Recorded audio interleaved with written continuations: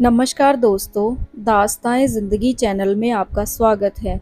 हमारी आज की कहानी है 3 भाइयों की इच्छाएं। एक समय की बात है, किसी जगह पर 3 भाई साथ साथ रहा करते थे। उनका नाशपाती का पेड़ था। उन्होंने बारी बारी उस पेड़ की देखभाल करने के लिए आपस में निश्चय किया। जब 2 भाई खेतों में काम करने चले जाते तो तीसरा भाई पेड़ की रखवाली करने के लिए घर पर ही रह जाता। वह यह देखता रहता कि कोई भी किसी प्रकार पेड़ को हानि ना पहुंचा सके और ना ही कोई चोरी से नाशपाती तोड़ ले। एक बार उन तीनों भाइयों की परीक्षा लेने के लिए स्वर्ग से एक दूत आया। भिखारी के रूप में वह नाशपाती के पेड़ के निकट गया। उस दिन सबसे बड़ा भाई पेड़ की रखवाली कर रहा था। वह भिखारी हाथ फैलाकर बोला, बाबा, ईश्वर के नाम पर एक पकी नाशपाती दे दो। सबसे बड़े भाई ने उसे एक नाशपाती दे दी और कहा, यह मेरे हिस्से की नाशपाती है, इसलिए मैं तुम्हें दे रहा हूँ। अन्य नाशपातियाँ मेरे भाइयों के हिस्से की हैं। दूत ने उसे धन्यवाद दिया और चला गया। दूसरे दिन दूसरा भाई पेड़ की देखभाल कर रहा था।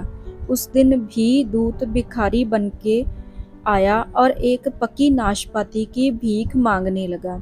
दूसरे भाई ने कहा, यह लो, यह नाशपाती मेरे हिस्से की है, परंतु मैं और नहीं दे सकता क्योंकि ये मेरे भाइयों के हिस्से की हैं। दूत दूसरे भाई को भी धन्यवाद देकर चला गया। तीसरे दिन जब दूत सबसे छोटे भाई के पास आया तो उसने भी अपने बड़े भाइयों की भांति उत्तर दिया। अगले दिन प्रातः काल दूत साधु के रूप में उन तीनों भाइयों के घर गया। उस समय तक वे सभी घर पर मौजूद थे। साधु ने कहा, बच्चों, मेरे साथ आओ। नाशपाती के पेड़ की रखवाली करने की अपेक्षा मैं तुम्हें एक अच्छा काम दूंगा। तीनों भाई उसके साथ हो लिए। चलते चलते वे बड़ी गहरी नदी के किनारे पहुंचे। साधु ने सबसे बड़े भाई से पूछा, बेटे, मांग क्या मांगता है? सबसे बड़े भाई ने कहा, कितना अच्छा होता यदि इस नदी का जल मदिरा के रूप में बदल जाता और मैं उसका मालिक बन जाता। साधु ने अपनी छड़ी घुमाई और सारी नदी मदिरा हो गई। लोग बड़े बड़े पीपों में मदिरा भरकर ले जाने लगे। कुछ देर में ही ऐसा मालूम पड़ने लगा कि मानो एक बड़ा व्यवसाय हो रहा है। लोग अपने काम में व्यस्त इधर उधर भाग रहे थे। सबसे बड़े भाई को सम्मान पूर्वक मालिक मालिक कहकर संबोधित कर रहे थे। दूत, जो साधु के वेश में था, बोला, तुम्हारी इच्छा पूरी हो गई। तुम धनवान हो गए, परंतु गरीबों को मत भूल जाना, उनका ध्यान रखना। सबसे बड़े भाई को मदिरा के व्यवसाय में लगाकर साधु दोनों भाइयों को साथ लेकर आगे बढ़ गया।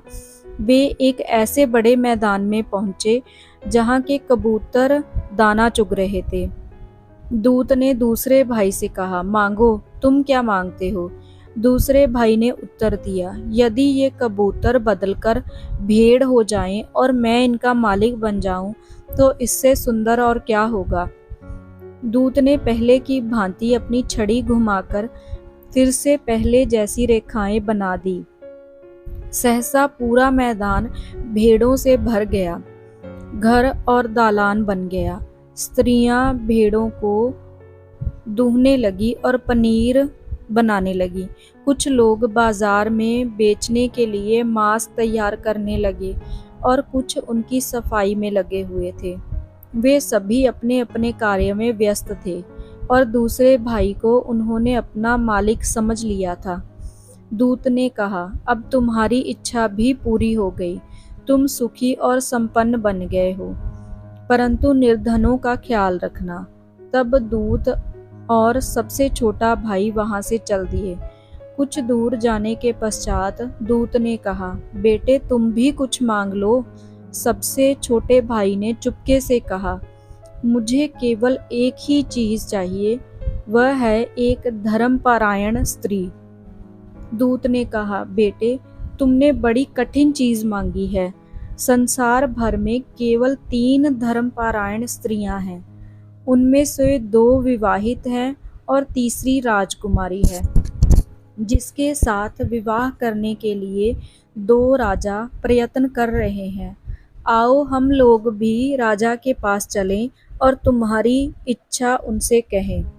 अतः वे उस नगर की ओर चल पड़े जहाँ राजकुमारी रहती थी।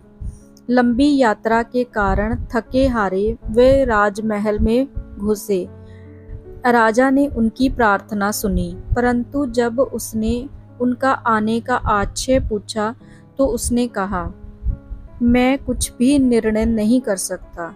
2 राजा और यह नवयुवक तीनों मेरी बेटी से विवाह करने के इच्छुक हैं। क्या करूं? कुछ समझ में नहीं आता। दूत ने कहा, ईश्वर ही इसका फैसला करेंगे। राजा ने भी कहा, ठीक है, पर कैसे? दूत ने कहा, अंगूर की लता की 3 डालियां काट लो और उन्हें राजकुमारी को दे दो। राजकुमारी प्रत्येक डाली के ऊपर विवाह के इच्छुक एक एक प्रत्याशी का नाम लिख लिख कर 3 डालियां आज रात बागीचे में गाड़ दे। रात भर में जिस डाली में फूल खिलकर प्रातः अंगूर के गुच्छे लग जाएंगे, उसी के साथ राजकुमारी का विवाह कर दें। राजा ने कहा, यह बहुत अच्छा उपाय है। राजकुमारी, दोनों राजकुमार और युवक तीनों उपरोक्त उपाय पर राजी हो गए। 3 डालियां पर उनके नाम लिखकर बागीचे में गाड़ दिए गए। प्रातःकाल 2 डालियां सूख गईं और तीसरी डाली हरी भरी रही और उसमें अंगूर के गुच्छे लटक रहे थे। इस डाली पर सबसे छोटे भाई का नाम लिखा हुआ था। राजा को यह शर्त माननी पड़ी। उसे अपनी प्रतिज्ञा अनुसार राजकुमारी का ब्याह उस युवक के साथ करना पड़ा। राजा ने अपनी लड़की और दामाद को आशीर्वाद दिया। 1 साल के बाद दूत पुनः पृथ्वी पर यह देखने के लिए आया कि अब वे तीनों भाई कैसे रह रहे हैं। भिखारी बनकर वह सबसे बड़े भाई के पास गया, जो अपने शराब के व्यवसाय में व्यस्त था। दूत ने कहा, बाबा, भिखारी को यह 1 प्याला शराब दे दो। बड़े भाई ने चिल्लाकर कहा, बदमाश, निकल जा यहाँ से। यदि मैं सभी भिखारियों को शराब मुफ्त में देता रहा तो खुद भी शीघ्र ही भिखारी बन जाऊंगा। दूत ने अपनी छड़ी घुमाकर क्रॉस का चिन्ह बनाया। चिन्ह बनाते ही शराब की दुकान, गोदाम और काम करने वाले मजदूर सभी गायब हो गए। वहां पहले की भांति लंबी चौड़ी और गहरी नदी बहने लगी। दूत क्रोधित होकर बोला, तुम धनवान बनके गरीबों को भूल गए, अतः तुम फिर से जाकर अपने नाशपाती के पेड़ की देखभाल ही करो। फिर दूत दूसरे भाई के पास गया, जो कि दूध और भेड़ों के कारोबार में लगा हुआ था। दूत ने गिड़गिड़ाकर कहा, बाबा, ईश्वर के नाम पर पनीर का 1 टुकड़ा दे दो।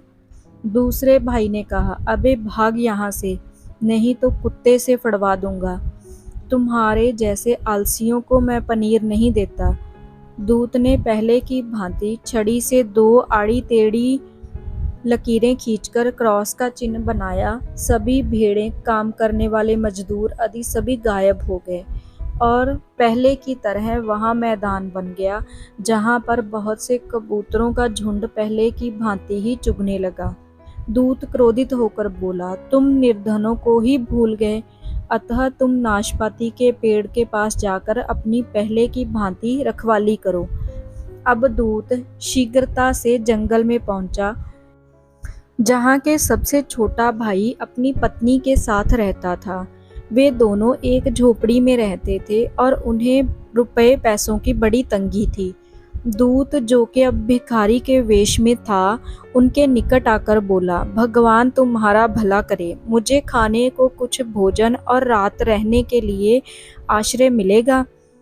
सबसे छोटे भाई ने कहा, हम लोग निर्धन हैं, परंतु आप यहाँ आए और जो कुछ रूखा सूखा हमारे पास है उससे हम आपकी सेवा करेंगे। पति पत्नी दोनों ने दूत को आग के निकट सर्दी से बचने के लिए स्थान दिया। पत्नी ने रात का भोजन अलग अलग 3 आदमियों के लिए रखा।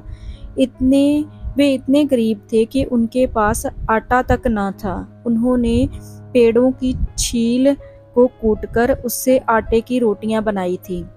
उसकी पत्नी शर्म के मारे मरी जा रही थी। उसने कहा, हम लोग बहुत लज्जित हैं, आपको खिलाने के लिए हमारे पास आटे की रोटियां तक नहीं हैं।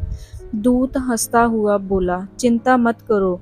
छोटे भाई की पत्नी जब भोजन लेने के लिए रसोई में गई तो देखा कि रोटियां गेहूं के आटे की हो गईं। उसके आश्चर्य की सीमा ना रही। वह बोली, भगवान तेरी माया विचित्र है। खुशी के मारी उसकी आंखों में आंसू छलछला आए। वह निकट के झरने से एक घड़ा जल ले आई। जब वह प्यालों में जल उधेड़ने लगी तो पानी मधुरा में बदल चुका था। सबसे छोटे भाई को यह देखकर बड़ा आश्चर्य हुआ, परंतु वह बोला कुछ नहीं। दूत उनके सत्कार से बहुत खुश हुआ और बोला, आप लोगों ने गरीबी को नहीं भुलाया, ईश्वर आपका भला करे। दोस्तों, आज की कहानी आपको कैसी लगी कमेंट बॉक्स में बताइएगा। ऐसी और कहानियाँ देखने और सुनने के लिए चैनल को लाइक, सब्सक्राइब और शेयर करें। Thanks for watching.